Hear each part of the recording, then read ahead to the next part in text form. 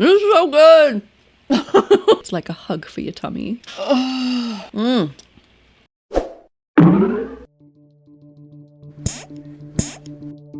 Good morning, and welcome to our very first challenge, curry for breakfast.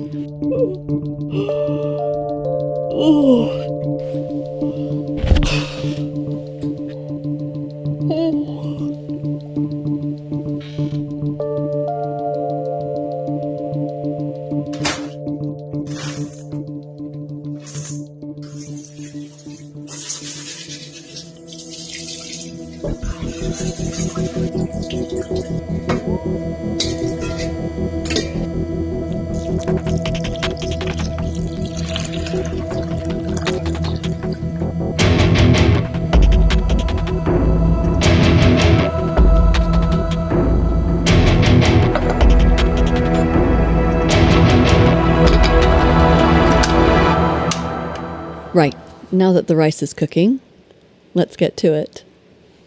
In our first live stream, we met our protagonist, a teen who's been labelled a delinquent for assaulting a man who was drunkenly forcing himself on a woman who clearly wanted to be left alone. Please help!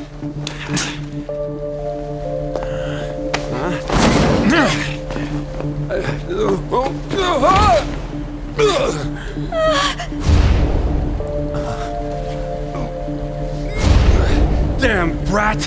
I'll sue! Now on probation, he has moved to Tokyo to stay with Sojiro Sakura, owner of a cafe called LeBlanc.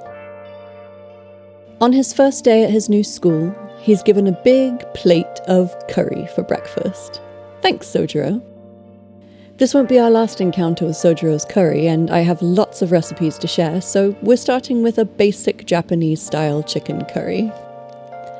To begin, let's make a vegan dashi broth with dried shiitake mushrooms and kombu. I'm heating 1 liter or 4 cups of water on a medium heat and adding 4 shiitake and 1 piece of kombu. You can substitute your favorite broth or bouillon here. I just like this dashi because it's simple, uses ingredients I can always have on hand, and I don't have to stress about reading labels or finding out exactly what type of yeast extract is used in a store-bought broth. And it's delicious. I remove the kombu just before the water comes to a boil, then turn off the heat and allow it to cool a bit before straining. I'm saving the mushrooms to put in the curry because I don't like to waste them, but I actually don't recommend putting them in the curry. Comment below if you'd like me to do a leftover dashi shiitake recipe. Now that the dashi is done, let's prep the chicken. For a vegetarian or vegan option, you can skip this step and use medium or firm tofu or your favorite vegetables or other protein instead. It's a pretty versatile dish, so feel free to experiment. I've got about 700 grams or 1.5 pounds of boneless, skinless chicken thighs here. Thighs are my favorite as they stay tender and juicy and don't dry out like the breast meat can. I'm cutting them into bite-sized pieces and trimming excess fat as I go. Not all the fat, just the big chunks. I'm preparing the chicken first because I'm going to season it with one of my favorite kitchen hacks, liquid Shio Koji. In Japanese, Shio means salt, and Koji is the magical fungi responsible for soy sauce, miso, sake, and all kinds of other deliciousness. Shio Koji is made with salt, koji, and water. This stuff is basically liquid umami, and it also helps tenderize the meat. I use it instead of salt in all kinds of stuff. You can find it at your local Asian grocery store, and I'll take a look online and see if I can find a link to share below. Leave a comment if you want me to do a homemade Shio Koji tutorial. If you're using Shio Koji, you want to massage it in a bit and let the chicken sit for about 30 minutes. Otherwise, you can prepare it last and use salt and maybe some black pepper if you like. After thoroughly scrubbing and disinfecting my cutting board, no salmonella here thank you, it's time to prep our veggies. I'm peeling 2 nice fat carrots, a hefty hunk of ginger. I really like ginger, you don't have to use this much. A handful of garlic cloves, a couple of yellow onions, half a red apple, the other half was a tasty snack. And for Japanese curry, you'll usually see the potatoes peeled, but I like the skin and I have a hard time throwing away all that extra fiber and nutrients, so I'm keeping them. I'm slicing the onions into thin rounds because that's how I like them. Then I'm tossing them into a pot with a neutral oil. Here I'm using a mix of sesame and canola oil. Usually I'd go for rice bran, but I'm out. You can use grapeseed oil, sunflower, avocado, whatever you have on hand, as long as it has a reasonably mild flavour and not too low of a smoke point. I'm tossing the onions in the oil and letting them cook low and slow while I prep the other veggies, giving them an occasional stir and keeping an eye on the temperature to make sure they don't burn. For the carrots, I'm cutting them into big chunks. Dangiri is the goal, but please don't follow my example if you want a proper dangiri cut. I have no idea what I'm doing. For the potatoes, again, nice big chunks. I'm tossing the potatoes and carrots in a bowl together for now. I've seen a lot of recipes call for soaking the potatoes in water to remove the excess starch, but we're not using a roux, so why remove starch if we're just going to add it back in later? They're fine snuggling with the carrots for now. Time for the garlic. You can use a garlic press, but I'm a fan of the ceramic grater. I'm using it for the ginger already, and it's easier to clean anyway. There are some straggly bits of garlic at the end, but the ginger will take care of them. I'm using an obscene amount of ginger. I don't recommend using this much ginger. This much is good. But I love ginger, so I'm going with obscene. Finally, the apple. If you don't have a ceramic grater, you should get one, but you can use a cheese grater for the ginger and apple if that's what you have, or maybe a food processor. I'll drop a link for the grater though. It's awesome. Oh, I almost forgot the mushrooms. Again, I don't recommend putting them in this particular curry, but I don't want to waste them, so I'm removing the stems and slicing them up. Let's check on our onions. They're translucent and getting a bit brown. They need a bit more time to caramelize properly, which will add a deep and mild sweetness to the sauce, so let's cook up this chicken. I've got a large pan over a medium heat, and I'm using the same blend of canola and sesame oils because I'm all out of my favourite rice bran oil. I cook the chicken in batches. You don't want to overload the pan or you'll end up with a sad and soggy mess. Let's toss the chicken around a bit, get it nice and coated in the oil and stop it from sticking too much. I let it sit long enough to brown, then turn it to get the other side.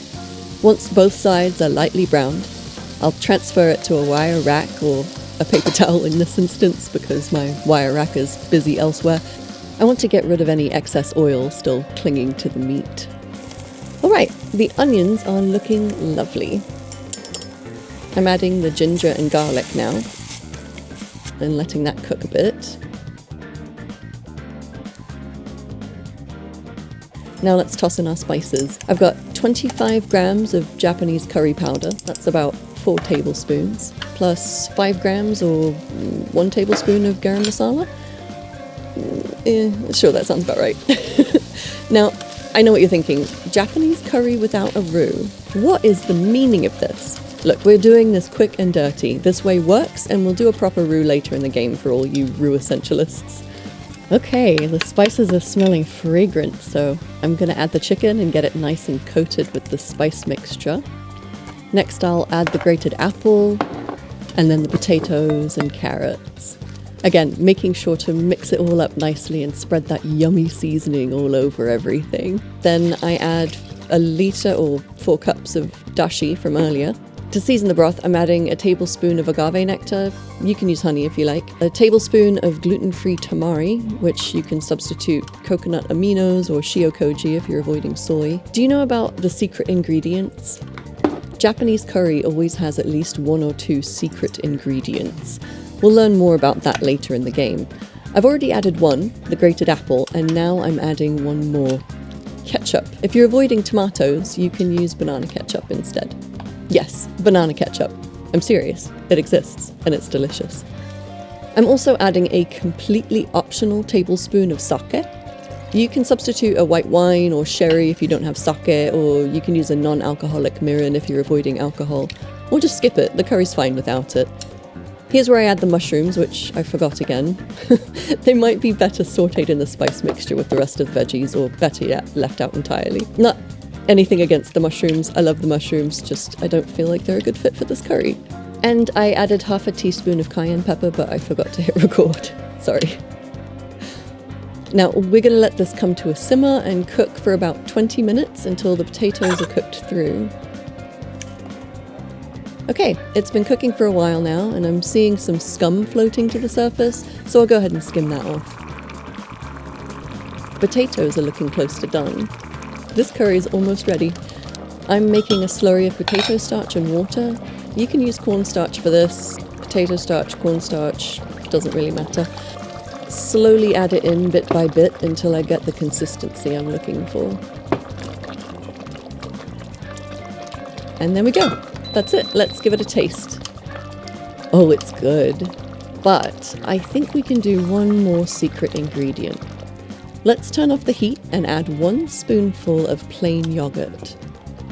I know it's dairy, but you can skip it or use your favorite plant-based yogurt. Dairy's iffy for me, but lately it hasn't been too much of an issue, so I'm going for it while I can. If you're using tofu, this would be the time to add it. I'd recommend coating bite-sized pieces in potato starch and pan or deep frying them, and then pour the curry on top. I might need to do that soon actually, that sounds amazing. And that's it! Short grain Japanese rice, the curry itself, and homemade fukujinzuki, which is a Japanese pickle that is traditionally served with the curry. We can see the bright red colour on our protagonist's plate, and it looks like he's eating that with a glass of water. No coffee just yet. So let's dig in. Okay, for my first bite, I'm going to get all of the flavours. I'm going to try to get all the flavours. So I've got a little curry, a little pickle, get a little bit more curry, and some rice.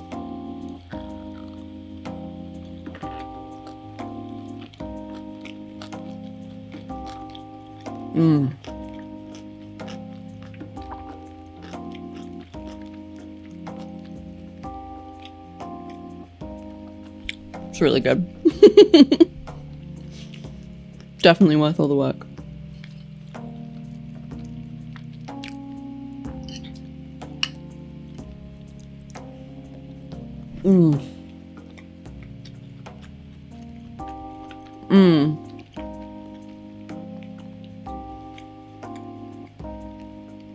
In that mouthful I got like mostly carrot, but a real pop of sweetness.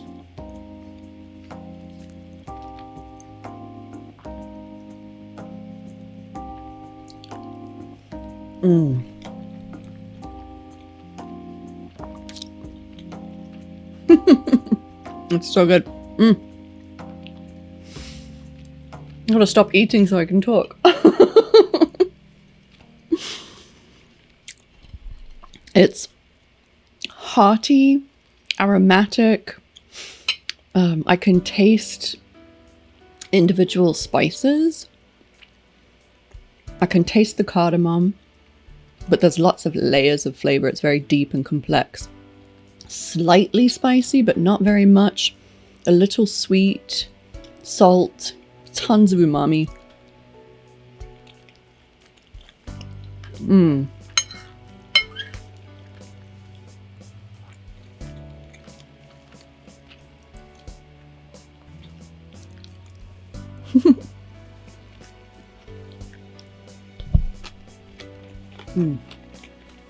The pickle adds a brightness to the dish that, because it's so deep and complex and umami and salt and savory, with the sweetness it's kind of missing that bright flavor.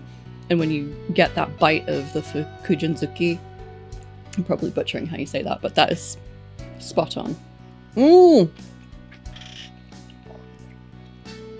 just got a bit of lotus root, and the crunch is just unexpected and wonderful.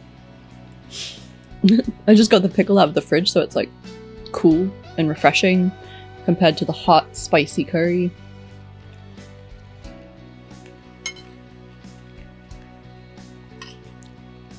I'm quite shy about eating on camera. I'm like ravenously hungry. I didn't think I was hungry until I started eating. This is a big hearty breakfast.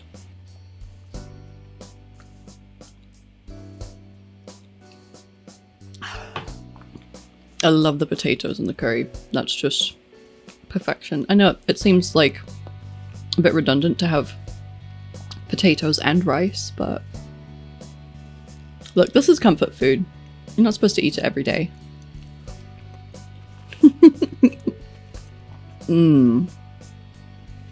Okay, I am getting full now. That's a lot of food. That crunch is just amazing. I was talking about spices and I got distracted. I definitely taste the ginger. I love ginger. I used way too much for most palates probably, but that's how I like it. Try it either way, whichever way you prefer. This is so good! I know the protagonist says that he's awake. One of the options that you can choose is I'm awake now after eating the curry. But after this, I don't know, I'm kind of ready for a nap. It's so filling and hearty and just, it's like a hug for your tummy, you know?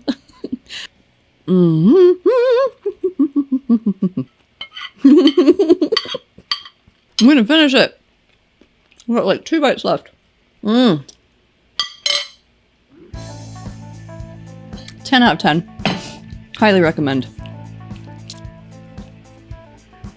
I would love to hear back from you after you try eating Japanese style curry for breakfast, just like our protagonist in real life.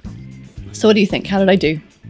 Did I satisfy the requirements of the challenge? I think so. I'm feeling quite proud of myself. I'll see if I can get this video up in time. That's the next part of the challenge. And stay tuned for Gyudon tomorrow. Thanks for watching. Oh, so full. Oh, I'm so full.